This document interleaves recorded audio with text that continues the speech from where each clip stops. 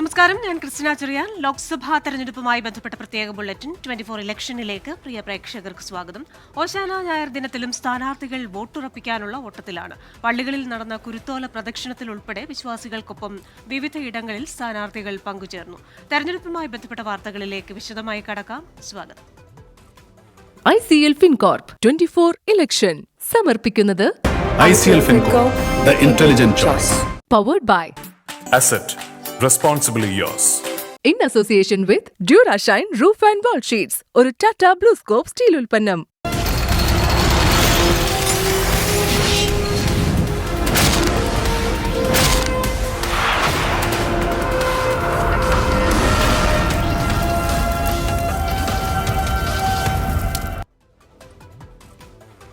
കോൺഗ്രസിന്റെ അമേഠി റായ്ബറേലി സീറ്റുകളിൽ അനിശ്ചിതത്വം തുടരുന്നു. 4ാം പട്ടികയിലും ഇരു മണ്ഡലങ്ങളും ഒഴിച്ചിട്ടു. ബിജെപിയുടെ 4ാം ഘട്ട സ്ഥാനാർത്ഥി പട്ടിക ഇന്നുണ്ടായേക്കും. കേരളത്തിൽ ശേഷിക്കുന്ന 4 സ്ഥാനാർത്ഥികളെയും പ്രഖ്യാപിച്ചേക്കും. എല്ലാ കാലത്തും കോൺഗ്രസിന്റെ സ്റ്റാർ മണ്ഡലമായ അമേഠിയിലും റായ്ബറേലിയിലും അനിശ്ചിതത്വം തുടരുകയാണ്. ഇന്നലെ രാത്രി പുറത്തുവിട്ട പട്ടികയിലും ഇരു മണ്ഡലങ്ങളും ഇല്ല. നെഹ്റു കുടുംബത്തിന്റെ പരമ്പരാഗത മണ്ഡലം ഉപേക്ഷിച്ചാൽ ലോക്സഭാ തെരഞ്ഞെടുപ്പിൽ തിരിച്ചടി നേരിടുമെന്ന് ഒരു വിഭാഗം നേതൃത്വത്തിന് മുന്നറിയിപ്പ് നൽകിയിട്ടുണ്ട്. സിറ്റിംഗ് മണ്ഡലത്തിലെ സ്ഥാനാർത്ഥിത്വം വൈകുന്നതിൽ ഒരു വിഭാഗം അതൃപ്തിയിലാണ്. അമേഠി നേരത്തെ നഷ്ടമായതാണെങ്കിലും ഇത്തവണ സോണിയ മത്സരരംഗത്ത് നിന്നും മാറിയ സാഹചര്യത്തിൽ പ്രിയങ്ക എത്തിയില്ലെങ്കിൽ റായ്ബറേലിയും കൈവിട്ടു പോകുമെന്നാണ് പ്രവർത്തകരുടെ ആശങ്ക. കോൺഗ്രസുമായി ധാരണയിലെത്തിയ ബംഗാളിൽ 4 സ്ഥാനാർത്ഥികളെ കൂടി CPIM പ്രഖ്യാപിച്ചു. മുർഷിദാബാദിൽ സംസ്ഥാന സെക്രട്ടറി മുഹമ്മദ് സലീമാണ് സ്ഥാനാർത്ഥി. റാണാഘട്ട്, ബർധമാൻ, ദുർഗാപൂർ, ഭോൽപൂർ മണ്ഡലങ്ങളിലെ സ്ഥാനാർത്ഥികളെയാണ് പ്രഖ്യാപിച്ചത്. BJPയുടെ 4ാം ഘട്ട സ്ഥാനാർത്ഥി പ്രഖ്യാപനവും ഇന്നുണ്ടായേക്കും. ഉത്തർപ്രദേശ്, ബംഗാൾ, രാജസ്ഥാൻ, ഒഡീഷ, ആന്ധ്രാപ്രദേശ് എന്നീ സംസ്ഥാനങ്ങൾക്കൊപ്പം കേരളത്തിൽ ഒഴിച്ചിട്ട സീറ്റുകളിലെ സ്ഥാനാർത്ഥികളെയും ഇന്ന് പ്രഖ്യാപിച്ചേക്കും. സീറ്റ് വിഭജന ചർച്ച തുടരുന്ന ബീഹാർ, മഹാരാഷ്ട്ര സംസ്ഥാനങ്ങളിലെ സ്ഥാനാർത്ഥിത്വം വൈകും. 24 ഡൽഹി. ഡൽഹി മുഖ്യമന്ത്രി അരവിന്ദ് കെജ്രിവാളിന്റെ അറസ്റ്റിൽ പ്രതിഷേധിച്ച് ഈ മാസം 31-ന് ഡൽഹിയിൽ പ്രതിഷേധ റാലി സംഘടിപ്പിക്കുമെന്ന് ഇന്ത്യ മുന്നണി നേതാക്കൾ. ഇലക്ടറൽ ബോണ്ട് അഴിമതി മറച്ചുവെക്കാനാണ് കേന്ദ്രം അരവിന്ദ് കെജ്രിവാളിനെ വേട്ടയാടുന്നതെന്ന് ആം ആദ്മി പാർട്ടി നേതാവ് ഗോപാൽ റായ് ആരോപിച്ചു. കോൺഗ്രസ്, CPIM പ്രതിനിധികൾ ഉൾപ്പെടെ വാർത്താസമ്മേളനത്തിൽ പങ്കെടുത്തു. जब से अरविंद केजरीवाल जी की गिरफ्तारी हुई है, न सिर्फ आम लोग बल्कि पूरा विपक्ष एकजुट होकर के इस तानाशाही के खिलाफ खड़ा हुआ है. दिल्ली की सड़कों पर, देश की राजधानियों में, अलग अलग हिस्सों में लगातार विरोध प्रदर्शन हो रहे हैं और यह आंदोलन आगामी दिनों में और तेज होगा. വിവരങ്ങളുമായി ഡൽഹിയിൽ നിന്ന് ചേരുന്നത് ബൽറാം നെടുങ്ങാടിയാണ്. ബൽറാം, ഇത് ഒരു രാഷ്ട്രീയ വൈരം തീർക്കലാണ്. അരവിന്ദ് കെജ്രിവാളിനെ വേട്ടയാടുന്നത് മറ്റു പലതും മറച്ചുവെക്കാനാണെന്നാണ് ആരോപണം. ഇവിടെ ഒരു പ്രതിഷേധത്തിലേക്ക് കടക്കുകയാണ് ഇന്ത്യ മുന്നണി. എന്ത് തരത്തിലുള്ള ആസൂത്രണമാണ് ഇതിനായി അവർ ചെയ്യുന്നത്? ക്രിസ്റ്റീന, അരവിന്ദ് കെജ്രിവാളിന്റെ അറസ്റ്റിന് പിന്നാലെ തന്നെ ആം ആദ്മി പ്രവർത്തകർ കഴിഞ്ഞ 3 ദിവസമായി ഡൽഹിയിലെ തെരുവുകളിൽ പലതരത്തിലുള്ള പ്രതിഷേധങ്ങൾ നടത്തി വരുന്നുണ്ട്. നിരവധി പേരെ പോലീസ് കസ്റ്റഡിയിൽ എടുത്തു കഴിഞ്ഞു ഇതിനകം തന്നെ. എന്നാൽ ആ ഒരു പ്രതിഷേധത്തിന് ഇന്ത്യ മുന്നണിയുടെ കൂടി പൂർണ്ണ പിന്തുണ ലഭിക്കുകയാണ്. ദേശീയ തലത്തിൽ ഒരു പ്രതിഷേധത്തിനാണ് ഇന്ന് ഇന്ത്യ മുന്നണി വിളിച്ച് സംയുക്ത വാർത്താ സമ്മേളനത്തിൽ ആഹ്വാനം ചെയ്തിരിക്കുന്നത്. മുതിർന്ന നേതാക്കളായ ഗോപാൽ റായ്, അതിഷി, ഒപ്പം തന്നെ സൗരഭ് ഭരദ്വാജ്, PCC അധ്യക്ഷൻ അർവിന്ദർ ലൗലി, CPIM നേതാവ് രാജീവ് കുമാർ എന്നിവരടങ്ങുന്ന നേതാക്കളാണ് വാർത്താ സമ്മേളനം വിളിച്ചത്. ഈ മാസം 31-ന് ഡൽഹി രാംലീല മൈതാനിൽ ഇന്ത്യ മുന്നണിയിലെ മുഴുവൻ പാർട്ടികളുടെയും നേതാക്കളെ പങ്കെടുപ്പിച്ചുകൊണ്ട് ഒരു വൻ പ്രതിഷേധ റാലി സംഘടിപ്പിക്കാൻ എന്നാണ് പ്രഖ്യാപനം. ഈ റാലി എന്നുള്ളത് അരവിന്ദ് കെജ്രിവാളിന്റെ അറസ്റ്റ് മാത്രം വിഷയമാക്കിക്കൊണ്ടല്ല, മറിച്ച് പ്രതിപക്ഷ നേതാക്കൾക്കെതിരെ രാജ്യവ്യാപകമായി തന്നെ BJP പ്രധാനമന്ത്രിയുടെ നേതൃത്വത്തിൽ കേന്ദ്ര ഏജൻസികളെ ദുരുപയോഗം ചെയ്യുകയാണ് എന്നത് പ്രചരണമാക്കിക്കൊണ്ടാണ് ഇത്തരത്തിൽ ഒരു പ്രതിഷേധ റാലി സംഘടിപ്പിക്കുന്നത്. കെജ്രിവാളിന്റെ അറസ്റ്റിന് മുമ്പ് പശ്ചിമ ബംഗാളിൽ തൃണമൂൽ നേതാക്കൾക്കെതിരെയും ജാർഖണ്ഡിൽ ഹേമന്ത് സോറന് നേരെയും ബീഹാറിൽ തേജസ്വി യാദവിന് നേരെയും ഇത്തരത്തിലുള്ള നടപടിയുണ്ടായ കാര്യമടക്കം ഗോപാൽ റായ് വാർത്താ സമ്മേളനത്തിൽ ചൂണ്ടിക്കാണിച്ചു. അതേസമയം ഈ പ്രതിഷേധം തെരഞ്ഞെടുപ്പ് വിഷയമാക്കി തന്നെ ഉയർത്തിക്കൊണ്ടുവരികയും കെജ്രിവാളിന് എതിരായ ഈ നടപടിയെ പരമാവധി രാഷ്ട്രീയ വിഷയമാക്കി കൊണ്ടുവരാനുമുള്ള നീക്കത്തിലാണ് ഇന്ത്യ മുന്നണിയുള്ളത്. ക്രിസ്റ്റീന. ശരി, ഡൽഹിയിൽ നിന്ന് വിശദാംശങ്ങൾ നൽകിയത് ബൽറാം നെടുങ്ങാടിയാണ്.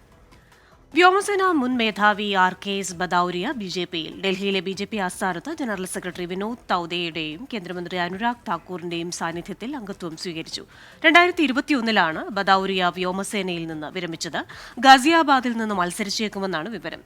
YSR കോൺഗ്രസ് പാർട്ടി നേതാവ് വരപ്രസാദ റാവുവും BJPയിൽ ചേർന്നു. സംസ്ഥാനത്ത് തെരഞ്ഞെടുപ്പ് പ്രചാരണത്തിൽ സജീവ ചർച്ചയായി പൌരത്വ ഭേദഗതി. മുഖ്യമന്ത്രി കോൺഗ്രസിനെ വിമർശിക്കുന്നത് തെരഞ്ഞെടുപ്പ് നേട്ടത്തിനാണെന്ന് മുസ്ലിം ലീഗ് നേതാവ് MK മുനീർ കുറ്റപ്പെടുത്തി. CAA വിരുദ്ധ പ്രക്ഷോഭത്തിലെ കേസുകൾ പിൻവലിക്കുമെന്ന് മുഖ്യമന്ത്രി പ്രഖ്യാപിച്ചത് പെരുമാറ്റച്ചട്ടത്തിന്റെ ലംഘനമാണെന്ന് BJP ആരോപിച്ചു. CAA വിരുദ്ധ പ്രക്ഷോഭത്തിലെ കേസുകൾ പിൻവലിക്കുമെന്ന് മുഖ്യമന്ത്രി പൊതുവേദിയിൽ പറഞ്ഞത് തിരഞ്ഞെടുപ്പ് പ്രഖ്യാപനത്തിന് ശേഷമാണെന്ന് BJP സംസ്ഥാന അധ്യക്ഷൻ K സുരേന്ദ്രൻ. ഇതിനെതിരെ തിരഞ്ഞെടുപ്പ് കമ്മീഷനെ സമീപിക്കും. തെരഞ്ഞെടുപ്പ് പ്രഖ്യാപിച്ചതിന് ശേഷം ഇത്തരം പ്രഖ്യാപനങ്ങൾ നടത്തുന്നത് തെരഞ്ഞെടുപ്പ് ചട്ടങ്ങളുടെ ലംഘനമാണെന്ന് അറിഞ്ഞുകൊണ്ട് തന്നെയാണ് മുഖ്യമന്ത്രി ഇത്തരത്തിലുള്ള ഒരു നീക്കം നടത്തിയിരിക്കുന്നത്. തെരഞ്ഞെടുപ്പ് കമ്മീഷൻ ഇക്കാര്യം വിശദമായി പരിശോധിക്കണമെന്നും നടപടിയെടുക്കണമെന്നും ഭാരതീയ ജനതാ പാർട്ടിയും ദേശീയ ജനാധിപത്യ സഖ്യവും ആവശ്യപ്പെടുകയാണ്.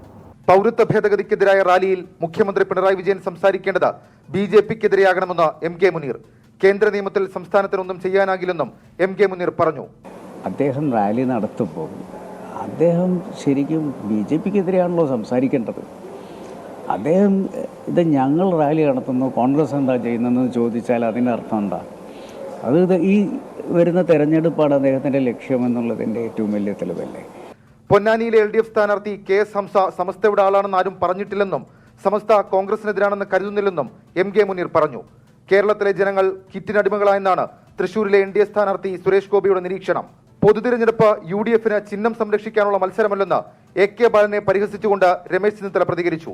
ഞങ്ങളുടെ ചിഹ്നം രക്ഷിക്കാനല്ല, AK ബാലൻ പറഞ്ഞതാണ് സത്യം. ഈനാം ബീച്ചിക്കും മരപ്പട്ടിക്കും വോട്ട് പിടിക്കാതിരിക്കാനാണ് CPM ഈ തെരഞ്ഞെടുപ്പിൽ നിൽക്കുന്നത്, അല്ലാണ്ട് ജയിച്ച് പാർലമെന്റിൽ പോകാനല്ല. നിശ്ചിത ശതമാനം വോട്ടില്ലെങ്കിൽ ഇടതു പാർട്ടികൾക്ക് ദേശീയ പദവിയും ചിഹ്നവും നഷ്ടമാകുമെന്നാണ് AK ബാലൻ ഇന്നലെ പൊതുവേദിയിൽ പറഞ്ഞത്. വിവിധ ബ്യൂറോകൾക്കൊപ്പം 24 തിരുവനന്തപുരം. ലോക്സഭാ തെരഞ്ഞെടുപ്പിൽ CPIM മത്സരിക്കുന്നത് BJPയെ തോൽപ്പിക്കാനല്ലെന്ന് പ്രതിപക്ഷ നേതാവ് VD സതീശൻ. CPIM BJPയുമായി രഹസ്യ ചർച്ച നടത്തുന്നു. CPIMും BJPയും ഒന്നിച്ചു നിന്നാലും കേരളത്തിൽ BJPയെ അക്കൗണ്ട് തുറക്കാൻ അനുവദിക്കില്ലെന്നും VD സതീശൻ പറഞ്ഞു. അപ്പോൾ ഇവർ മത്സരിക്കുന്നത് BJPയെ തോൽപ്പിക്കാനല്ല. CPM നേതാക്കൾ BJP നേതാക്കളുമായി ബിസിനസ് പാർട്ണർഷിപ്പ് തുടങ്ങുന്നു, അവരുമായിട്ടുള്ള രഹസ്യ ചർച്ചകൾ നടത്തുന്നു. ഈ BJP CPM ഈ അവിഹിതമായ ബാന്ധവം അവർ ഒരുമിച്ച് നിന്നാലും ഒരു സീറ്റിൽ പോലും കേരളത്തിൽ BJPയുടെ അക്കൗണ്ട് തുറക്കാൻ ഞങ്ങൾ സമ്മതിക്കുന്ന പ്രശ്നമേ ഇല്ല. മുഖ്യമന്ത്രി പിണറായി വിജയനും പ്രധാനമന്ത്രി നരേന്ദ്രമോദിയും തമ്മിലുള്ള അന്തർധാര ശക്തമായതുകൊണ്ട് കേരളത്തിലേക്ക് ED വരില്ലെന്ന് രമേശ് ചെന്നിത്തല. M ശിവശങ്കർ ശിക്ഷിക്കപ്പെട്ടിട്ടും പിണറായിക്ക് ED നോട്ടീസ് അയച്ചില്ല. അതുകൊണ്ടാണ് മുഖ്യമന്ത്രി സന്തോഷത്തോടെ ഇരിക്കുന്നതെന്നും ചെന്നിത്തല പരിഹസിച്ചു. പിണറായിയും മോഡിയും തമ്മിലുള്ള അന്തർധാര അത്ര വലുതായതുകൊണ്ട് ഒരു കാരണവശാലും കേരളത്തിൽ ED വരില്ല, ആരും പേടിക്കേണ്ട കാര്യമില്ല.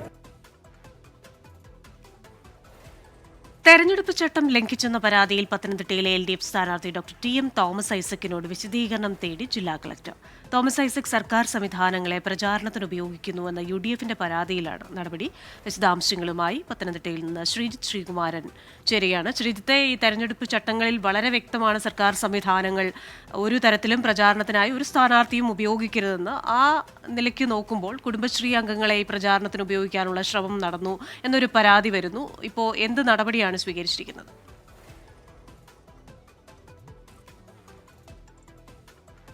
കുടുംബശ്രീ അംഗങ്ങൾ മാത്രമല്ല ക്രിസ്റ്റീന, അതിലെടുത്തു പറയുന്ന മറ്റൊരു പ്രധാനപ്പെട്ട പരാതി വിദ്യാഭ്യാസ വകുപ്പിന്റെ കോഴഞ്ചേരിയിലെ ഒരു യോഗം കഴിഞ്ഞ് അധ്യാപകരും വിദ്യാഭ്യാസ വകുപ്പിലെ ജീവനക്കാരുമൊക്കെയുള്ള ഒരു യോഗം കഴിഞ്ഞ് ഇരിക്കുന്ന സമയത്ത് അവിടെ അതിനുശേഷം ആ ബാനർ മാറ്റിക്കൊണ്ട് തോമസ് ഐസക്കിനെ കൊണ്ട് പ്രസംഗിപ്പിക്കുന്ന ഒരു ചിത്രമാണ് ഈ ഒരു ഘട്ടത്തിൽ UDF പരാതിയായി ഉന്നയിച്ചിരിക്കുന്നത്. UDFന്റെ ജില്ലാ കൺവീനർ തന്നെയാണ് ഇത്തരത്തിലൊരു പരാതി തെരഞ്ഞെടുപ്പ് കമ്മീഷന് മുഖ്യ വരണാധികാരി കൂടിയായ ജില്ലാ കളക്ടർക്ക് നൽകിയിട്ടുള്ളത്. അതിന്റെ അടിസ്ഥാനത്തിലാണ് തന്നെയാണ് ഇപ്പോൾ ഒരു വിശദീകരണം ചോദിച്ചിരിക്കുന്നത്.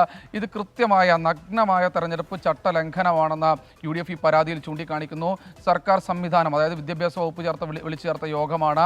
അവിടേക്കാണ് ഇത്തരത്തിൽ സ്ഥാനാർത്ഥി ആ ബോർഡ് മാറ്റി, ആ യോഗം കഴിഞ്ഞ് ആ ബോർഡ് മാറ്റി സ്ഥാനാർത്ഥി എത്തുന്നത്. അതിനുശേഷം വോട്ട് ചോദിക്കലും തെരഞ്ഞെടുപ്പ് പ്രചാരണവും തന്നെയാണ് നടക്കുന്നത് എന്നാണ് UDFന്റെ പരാതി. എന്തായാലും LDF ഇത് പൂർണ്ണമായി തള്ളുകയാണ്, വിശദീകരണം നൽകുമെന്ന് അവർ അറിയിച്ചിട്ടുണ്ട്. പക്ഷേ പരാതി ഇത്തരത്തിൽ ജില്ലാ കളക്ടർ തള്ളിയാൽ സംസ്ഥാന തെരഞ്ഞെടുപ്പ് കമ്മീഷനെയും അതുപോലെ തന്നെ കേന്ദ്ര തെരഞ്ഞെടുപ്പ് കമ്മീഷനെയും ഒക്കെ തന്നെ സമീപിക്കാനാണ് ഈ ഒരു ഘട്ടത്തിൽ തീരുമാനമായിട്ടുള്ളത്. ഇത് കൂടാതെ സർക്കാർ സംവിധാനം KDISC എന്ന സർക്കാരിൻ്റെ സംവിധാനത്തിലെ ഉദ്യോഗസ്ഥരെ ഉപയോഗിച്ച് തോമസ് ഐസക് ഇത്തരത്തിൽ ജോബ് ഫെസ്റ്റുകൾ നടത്തുന്നുവെന്ന ആക്ഷേപവും ഇതിനകം തന്നെ UDF ഉന്നയിച്ചു കഴിഞ്ഞു. പത്തനംതിട്ടയിൽ തെരഞ്ഞെടുപ്പ് രംഗം കൊഴുക്കുമ്പോൾ ആദ്യ പരാതി തോമസ് ഐസക്കിനെതിരെ വന്നിരിക്കുന്നു.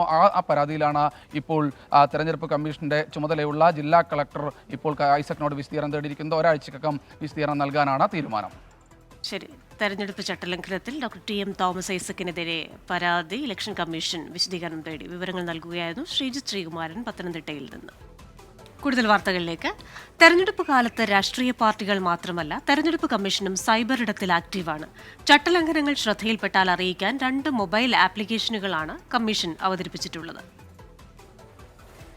ചൂടുപിടിച്ച ഈ തിരഞ്ഞെടുപ്പ് കാലത്ത് സ്ഥാനാർത്ഥികളും രാഷ്ട്രീയ പാർട്ടികളും നടത്തുന്ന ചട്ടലംഘനങ്ങളും നിയമലംഘനങ്ങളും തിരഞ്ഞെടുപ്പ് കമ്മീഷനെ അറിയിക്കാനും സ്ഥാനാർത്ഥികളെക്കുറിച്ചുള്ള വിവരങ്ങൾ പൊതുജനങ്ങൾക്കും വോട്ടർമാർക്കും മനസ്സിലാക്കാനുമായി 2 ആപ്പുകളാണ് തിരഞ്ഞെടുപ്പ് കമ്മീഷൻ ഇത്തവണ പുറത്തിറക്കിയിരിക്കുന്നത്.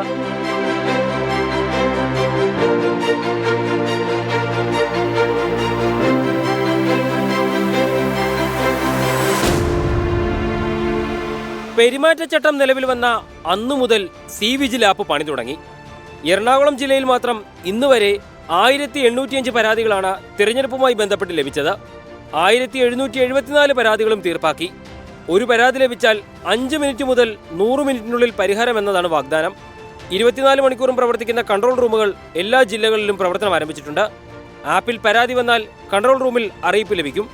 5 മിനിറ്റിനുള്ളിൽ പരാതി തെരഞ്ഞെടുപ്പ് സ്ക്വാഡുകൾക്കും ലഭിക്കും. നിലവിൽ ലഭിച്ച പരാതികളിൽ 90% പരിഹരിക്കപ്പെട്ടുവെന്നാണ് കമ്മീഷന്റെ അവകാശവാദം. രണ്ടാമത്തെ താരം KYC ആപ്പാണ്. സ്ഥാനാർത്ഥികൾ സമർപ്പിച്ച നോമിനേഷൻ വിവരം, ക്രിമിനൽ പശ്ചാത്തലം എന്നിവയെല്ലാം വോട്ടർമാർക്ക് വളരെ വേഗം പരിശോധിക്കാം.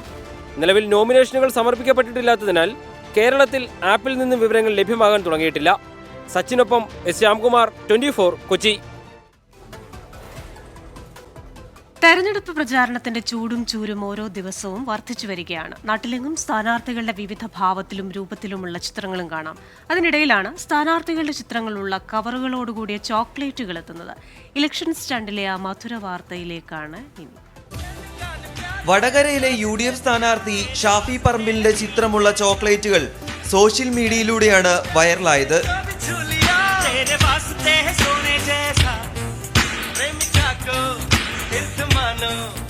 കോഴിക്കോട് കാരശ്ശേരി സ്വദേശിനി അഷീക മജീദാണ് ആശയത്തിന് പിന്നിൽ. റീസെന്റ് ഞാൻ യൂട്യൂബിൽ ഒരു വീഡിയോ കാണാനിടയായി. പാലക്കാട് MLA നിന്ന് ഷാഫി പറമ്പിൽ വടകര മത്സരത്തിൽ പോകുമ്പോൾ പാലക്കാടുള്ള ജനങ്ങൾ അവർക്കൊരു ഹൃദയസ്പർശിയായിട്ടുള്ള ഒരു യാത്രയപ്പ് കൊടുക്കുന്നത് അതെന്നെ വല്ലാതെ ടച്ച് ചെയ്തു. അപ്പം അതിൽ നിന്ന് വന്നൊരു തോട്ടാണ് എന്തുകൊണ്ടും ഇവിടെ മധുരത്തിനൊരു പ്രസക്തി ഉള്ളത്. അങ്ങനെ ഷാഫി പറമ്പിലിന്റെ ഒരു ഇമേജ് വെച്ചിട്ടൊരു ചോക്ലേറ്റ് ചെയ്താലോ എന്ന് അങ്ങനെ ഒരു തോട്ട് വന്ന് ആ ഒരു ഇതിൽ ജസ്റ്റ് ഒരു വീഡിയോ എടുത്ത് ഞാൻ ഇൻസ്റ്റഗ്രാമിൽ അപ്ലോഡ് ചെയ്ത് ആ ഒരു വീഡിയോ ഒരുപാട് ജനങ്ങൾ കണ്ട് 56 ലക്ഷത്തോളം ആൾക്കാർ കണ്ട്. പ്രമുഖ സ്ഥാനാർത്ഥികളായ KK ശൈലജയുടെയും KC വേണുഗോപാലിന്റെയും തുഷാർ വെള്ളാപ്പള്ളിയുടെയും ചിത്രങ്ങളുള്ള ചോക്ലേറ്റുകളും ഇപ്പോൾ വോട്ടർമാരിലേക്ക് എത്തി തുടങ്ങി. അവിടെയും തീർന്നില്ല. തെലുങ്കാന, മഹാരാഷ്ട്ര, അസം സംസ്ഥാനങ്ങളിൽ നിന്നും ചോക്ലേറ്റിനായി ഓൺലൈൻ ഓർഡറുകൾ ലഭിച്ചിട്ടുണ്ട്. കേരളത്തിനകത്ത് തന്നെ ഒരുപാട് മണ്ഡലത്തിൽ നിന്ന് നമുക്ക് ഓർഡേഴ്സ് വന്നിട്ടുണ്ട്. പിന്നെ പുറത്തെ സ്റ്റേറ്റ്സിൽ നിന്ന് നമുക്ക് ഇതുപോലെ കോൾസും എൻക്വയറീസും വന്നിട്ടുണ്ട്. അതിൽ തന്നെ തെലുങ്കാന ദേശീയ പാർട്ടി അവിടെ നിന്ന് നമുക്ക് ഓർഡർ കണ്ടിപ്പോൾ. മഹാരാഷ്ട്രയിൽ നിന്ന് BJP സ്ഥാനാർത്ഥിയുടേത്, പിന്നെ ആസാമിൽ നിന്നും ഒരുപാട് സ്ഥലത്തു നിന്ന് നമുക്ക് ഇങ്ങനെ കോൾസ് വന്നുകൊണ്ടിരിക്കുന്നുണ്ട്. ബർത്ത്ഡേ, വിവാഹം ഉൾപ്പെടെയുള്ള ചടങ്ങുകൾക്ക് ചോക്ലേറ്റുകൾ നിർമ്മിച്ചു നൽകിയിരുന്നു. എന്നാൽ തെരഞ്ഞെടുപ്പ് രംഗത്തേക്ക് സ്ഥാനാർത്ഥികളുടെ ചിത്രങ്ങളുള്ള ചോക്ലേറ്റുകൾ എത്തുന്നത് ഇതാദ്യമാണ്. 24 കോഴിക്കോട്. വിദ്യാർത്ഥികൾക്കൊപ്പം പാട്ടുപാടിയും സെൽഫി എടുത്തും ആലപ്പുഴയിലെ LDF സ്ഥാനാർത്ഥി AM ആരിഫ് പുത്തൻ വോട്ടർമാരെ തേടി ക്യാമ്പസുകളിലെത്തിയാണ് ഇപ്പോൾ AM ആരിഫിന്റെ പ്രചാരണം കൊഴുക്കുന്നത്. മണ്ഡലത്തിലെ കലാലയങ്ങളിൽ നടത്തിയ വികസന പ്രവർത്തനങ്ങൾ വോട്ടാക്കുകയാണ് ലക്ഷ്യം. പുത്തൻ വോട്ടർമാരുടെ കന്നിയോട്ടുറപ്പിക്കാൻ കലാലയങ്ങളിൽ സജീവമാവുകയാണ് സ്ഥാനാർത്ഥികൾ. പ്രചാരണ വേളയിൽ പ്രത്യേക സമയം കണ്ടെത്തിയാണ് ഇടത് സ്ഥാനാർത്ഥി AM ആരിഫ് കലാലയങ്ങളിലെത്തുന്നത്. ഇടത് വിദ്യാർത്ഥി യൂണിയനുകൾ വമ്പിച്ച വരവേൽപ്പുമാണ് കലാലയങ്ങളിൽ ഒരുക്കുന്നത്.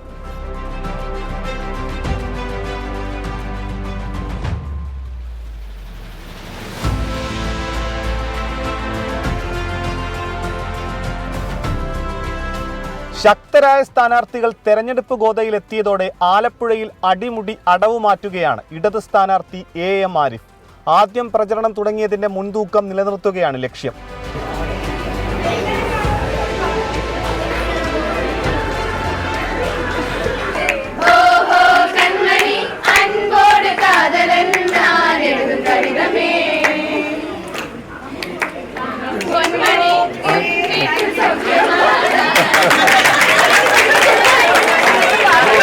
ഇതുവരെ മണ്ഡലത്തിലെ 5ഓളം കോളേജുകളിൽ സന്ദർശിച്ചു. ആരിഫ് പ്രീ ഡിഗ്രി പഠിച്ച ആലപ്പുഴ SD കോളേജിനും വമ്പിച്ച സ്വീകരണം ലഭിച്ചു.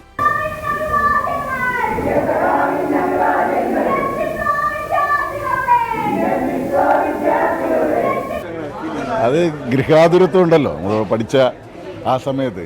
അന്ന് ഇച്ചിരി ഉഴപ്പനായ വിദ്യാർത്ഥിയായിരുന്നു, എന്നാലും പക്ഷേ ചേർത്തല SN കോളേജിൽ പഠിച്ചുകൊണ്ടിരിക്കുമ്പോഴാണ് ഞാൻ എന്നെ വിദ്യാർത്ഥി സംഘടനാ പ്രവർത്തകനായി വരികയും ഒരുപാട് കേസിലൊക്കെ പെടുകയും പോലീസ് ക്വാർട്ടേഴ്സിൽ നിന്ന് നിഷ്കരണം എന്നെ ഫാമിലി ഇറക്കി വിടുകയും എൻ്റെ ഫാദറിന് 6 സ്ഥലത്തേക്ക് സ്ഥലം മാറ്റുകയൊക്കെ ചെയ്ത സംഭവങ്ങളൊക്കെ ഉണ്ടായത് അവിടെ വെച്ചാണ്. പിന്നെ അതിനുശേഷമാണ് വിദ്യാർത്ഥി സമരത്തെ തുടർന്ന് പോലീസ് അറസ്റ്റ് ചെയ്യുകയും ജയിൽവാസം ഇവിടെ ആലപ്പുഴ സബ് ജയിലിൽ അടക്കുകയൊക്കെ ചെയ്തത്. കഴിഞ്ഞ തവണ 20ൽ 19 കടപുഴകിയപ്പോൾ അണയാതെ നിന്ന ആലപ്പുഴയിലെ കനൽത്തരി എങ്ങനെയും കെടാതെ നോക്കാൻ ഓരോ വോട്ടും ഉറപ്പിക്കുകയാണ് ഇടത് ക്യാമ്പ്. മനീഷ് മഹിവാൽ, 24 ആലപ്പുഴ.